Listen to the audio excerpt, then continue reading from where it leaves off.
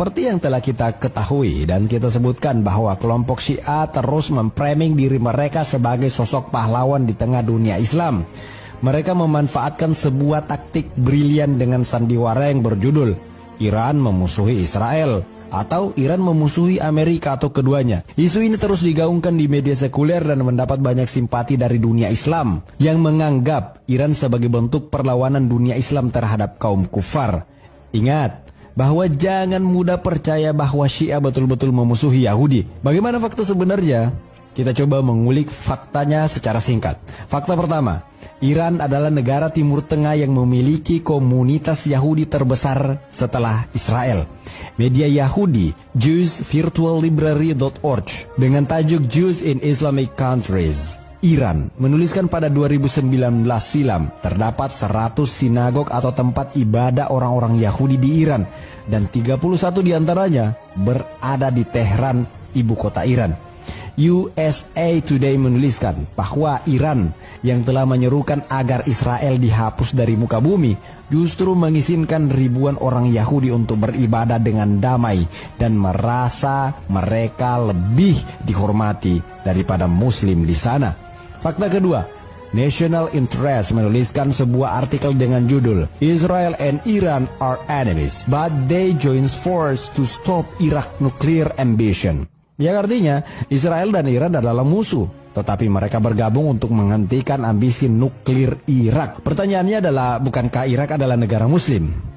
Exactly, tepat sekali. Seperti apa yang kita paparkan di awal bahwa permusuhan orang-orang Syiah terhadap Islam Sunni jauh lebih besar daripada ke Kristen atau kepada orang-orang Yahudi. Ni'matullah Al-Jaiziri mengatakan, mereka Ahlus Sunnah adalah orang-orang yang kafir dan najis berdasarkan kesepakatan ulama Syiah Imamiyah. Mereka lebih jahat daripada orang-orang Yahudi dan Nasrani. Tetapi jika Anda menanyakan langsung kepada orang-orang Syiah, tentu saja mereka akan mengingkarinya karena mereka sedang bertakiyah atau membolehkan berdusta demi menyelamatkan keyakinan mereka. Masih dari National Interest menuliskan bahwa Iran dan Israel telah menjadi sekutu sebelum revolusi Iran terjadi, dan Tel Aviv terus menyalurkan senjata dan bentuk bantuan keamanan lainnya ke Tehran, Iran selama tahun 1980-an. Meskipun secara retorika pemimpin mereka Ayatollah menyatakan bahwa mereka anti-Israel, orang-orang Syiah terus saja mengulang sejarah pengkhianatan mereka terhadap kaum muslimin.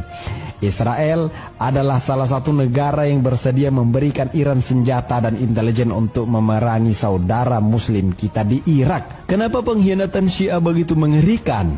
Karena mereka berkedok Islam dan menikam umat Islam dari dalam. Ingat bahwa mereka juga pernah berkhianat pada masa kekhalifahan Abbasiyah yang mengakibatkan jatuhnya korban jiwa yang sangat banyak di Baghdad hingga jatuhnya Baghdad ke tangan Tatar.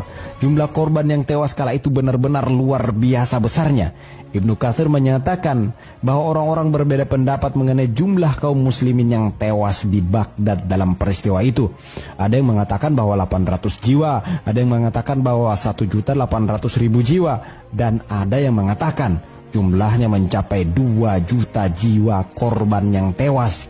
Dan korban-korban tewas tersebut berada di jalanan layaknya gundukan tanah yang bertumpuk. Semua itu terjadi akibat adanya pengkhianatan yang dilakukan oleh Syiah yang membocorkan kelemahan pasukan kaum muslimin dan melemahkan pasukan jihad.